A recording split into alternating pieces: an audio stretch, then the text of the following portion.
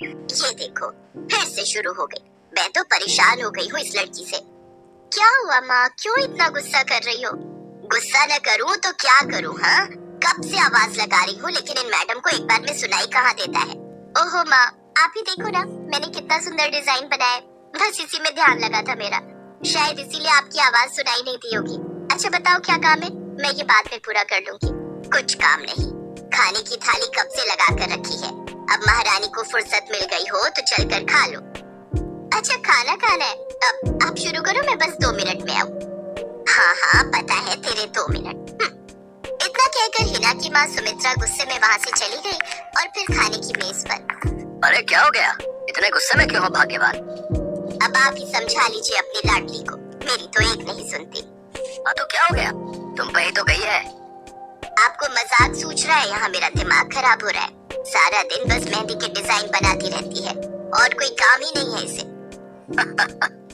इसका मतलब वो सच में तुम पर ही गई है। तुम्हें भी तो मेहंदी लगाने का बड़ा शौक था ना इस उम्र में? हाँ, पर मैं घर का सारा कामकाज निपटाने के बाद ही सब करती थी। अरे ये तो खाना पीना भी छोड़कर बैठी है।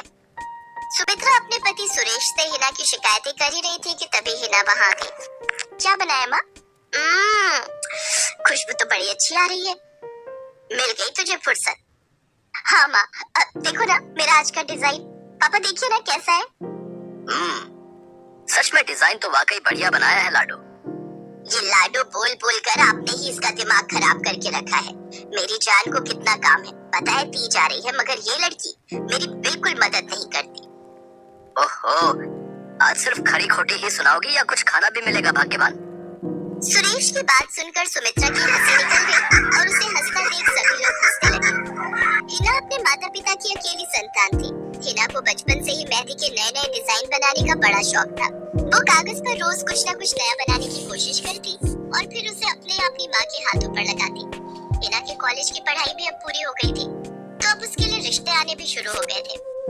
अरे सुमित्रा कहाँ हो, जल्दी आओ। क्या हुआ जी? जरा इस फोटो को तो देखो, कैसा है लड़का? दिखने में तो बहुत ही बढ़िया है। हाँ वो कानपुर वाले फूफा जी है ना, उन्होंने बताया इस लड़के के बारे में। अपनी हिना के लिए कैसा रहेगा? लड़का काम क्या करता है और परिवार में कौन कौन है? फूफा जी बता रहे थे कि कानपुर में इनका अपना कारखाना है, वहाँ ये अपना दोने पत्तल और डिस्पोजल वगैरह बनाते हैं। ये अच्छा पैसा कमा लेता है, फूफा जी की रिश्तेदारी में है।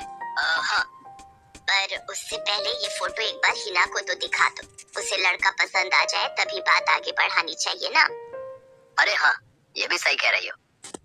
लाडो, ओ लाडो, अरे कहाँ है बिटिया? सुरेश ने फौरन जाकर कमल की फोटो हिना को दिखाई तो हिना को भी कमल पसंद आ गया। उधर कमल को भी हिना पहली ही नजर में भा गई और इस तरह से कुछ ही दिनों में कमल और हिना की शादी खूब धूमधाम से हो गई। शादी के बाद कमल और हिना अपनी गृहस्थी में बहुत खुश थे। फिर एक शाम। ये क्या लिख रही हो हिना? लिख नहीं रही हूँ, मेहंदी का डिजाइन बना रही हूँ। अच्छा, पर कागज पर क्यों? प्रैक्टिस तो रोज ही करनी होती है ना, तो इसीलिए कागज पर डिजाइन बनाती हूँ। अच्छा अच्छा, अब जरा दिखाओ तो सही। अरे वाह, ये डिजाइन क्या सच में तुमने बनाया है? हाँ अच्छा है ना, अब मैंने और भी बना कर रखे हैं, रुकिए मैं भी लेकर आती हूँ। हिना ने अपने बनाए सारे डिजाइन्स कमल को दिखाए जो कमल को बहुत पसंद आए और उसने हिना की खूब तारीफ की। सब कुछ अच्छा चल रहा था और ऐसे ही हंसी खुशी दिन बीत रहे थे। लेकिन फिर एक सुबह। हेलो, क्या हुआ राठी जी, इतनी सुबह सुबह फोन क्यों किया? सर आप जल्दी से आ जाइए, गजब हो गया, अपनी फैक्ट्री में आग लग गई है सर। सब कुछ जल गया सर, कुछ भी नहीं बचा सर, जल्दी आ जाइए आप।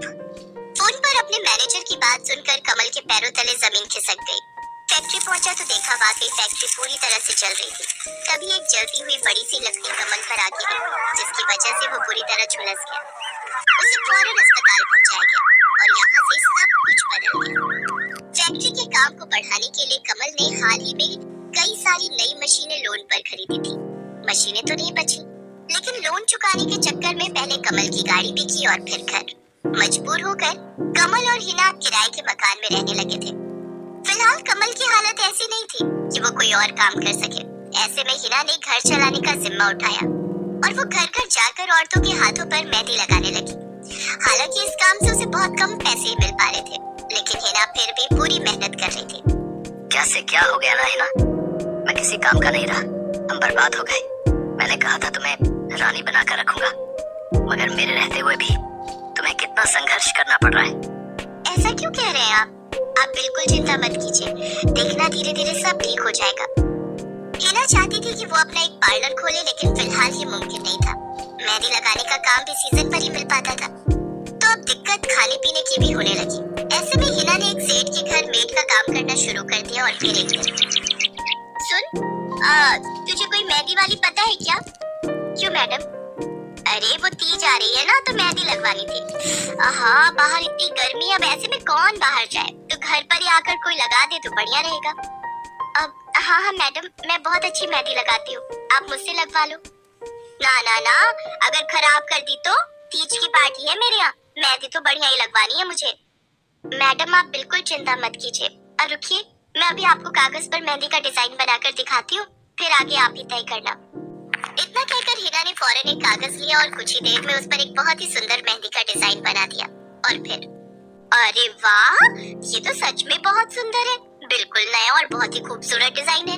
अब तो ये डिजाइन मेरे हाथ पर भी सेम टू सेम लगा देगी ना? हाँ मैडम, आप मुझ पर विश्वास कीजिए, मैं बचपन से ये करती आई हूँ। उस दिन हिना ने पूरे मन से अपनी मालकिन के दोनों हाथों पर मेहंदी लगाई। हिना ने जो डिजाइन बनाया था वो एकदम नया था और सुंदर भी। फिर अगले दिन, नमस्ते साहब, वो आपको कुछ? हाँ, मैं तुम्हारा ही इंतजार कर रहा था। ये कल शिवानी के हाथों पर तुम्ही ने मेहंदी लगाई थी ना? जी साहब, मैंने ही लगाई थी। अब कोई गलती हो गई क्या मुझसे? नहीं, ऐसी कोई बात नहीं है, बस ये जानना था तुमसे कि मेहंदी का वो डिजाइन कहाँ से देखकर लगाया तुमने? कहीं से नहीं साहब, वो तो मैंने खुद से सोचा था, मैं कभी कहीं से देखकर डिजाइन नहीं बनाती। अच्छा, अगर ऐसा है तो जरा ये कागज और जरा इस पर एक मोर की थीम पर बेस्ड एक डिजाइन बनाकर दिखा, पर याद रहे डिजाइन बिल्कुल नया होना चाहिए। जी साहब, बस 2 मिनट दीजिए। हिना ने बस कुछ मिनटों के अंदर वो करके दिखा दिया, जिसे देखकर उसका मालिक साहिल मल्होत्रा हैरान रह गया। वाह, सच में कमाल है ये तो। तुमने डिजाइनिंग सीखी है क्या कहीं से? नहीं साहब, सीखी तो नहीं, लेकिन मुझे बचपन से ही शौक है मेहंदी लगाने का, तो बस इसीलिए। समझ गया। देखो है ना, तुम्हारा हुनर लाजवाब है और तुम्हें अपने इस हुनर को ऐसे बेकार नहीं जाने देना चाहिए। जी मतलब? तुम्हें पता है ना, मेरी फैक्ट्री में लेडीज कपड़ों के लिए कपड़ा बनता है, लेकिन काफी समय से मैं परेशान हूँ, क्योंकि सूट साड़ियों वगैरह के लिए मेरे पास नए डिजाइन की कमी पड़ गई है। लेकिन अब लगता है ये कमी नहीं रहेगी। बोलो, बतौर डिजाइनर मेरे लिए काम करोगे तुम? जी साहब, बिल्कुल करूंगी। ये हिना के लिए सपने के सच होने जैसा था। अब वो काम वाली बाई से एक डिजाइनर बन गई। वो साहिल की फैक्ट्री में बनने वाले कपड़ों के लिए हर रोज नए नए डिजाइन बनाने लगी, और इसके बाद साहिल के फैक्ट्री में बनने वाले कपड़े की डिमांड काफी बढ़ गई, और इसके चलते हिना को भी उसके काम की बढ़िया सैलरी मिलने लगी। हिना अब अपनी कमाई से न सिर्फ अपना घर खर्च चलाने लगी, बल्कि उसने शहर के बढ़िया डॉक्टर से कमल का इलाज भी कराया, जिससे कमल बहुत जल्दी ठीक हो गया और उसने भी काम करना शुरू कर दिया। पर इस सब में पूरा 1 साल बीत गया और एक बार फिर से तीज का त्योहार आया। देखिए तो कैसी लग रही हूँ मैं? बिल्कुल चांद जैसी लग रही हो। हिना ने नई हरे रंग की साड़ी पहनी हुई थी, जो उसने खुद डिजाइन की थी, और वाकई वो उसमें बहुत ही सुंदर लग रही थी। हिना, तुम सच में बहुत बहादुर हो। मैं तो उस हादसे के बाद उठकर खड़ा ही नहीं हो पाता, लेकिन तुमने सब कुछ ठीक कर दिया। तीज का ये त्योहार ही इसलिए है जी, मैं आपको कभी कुछ नहीं होने दूंगी।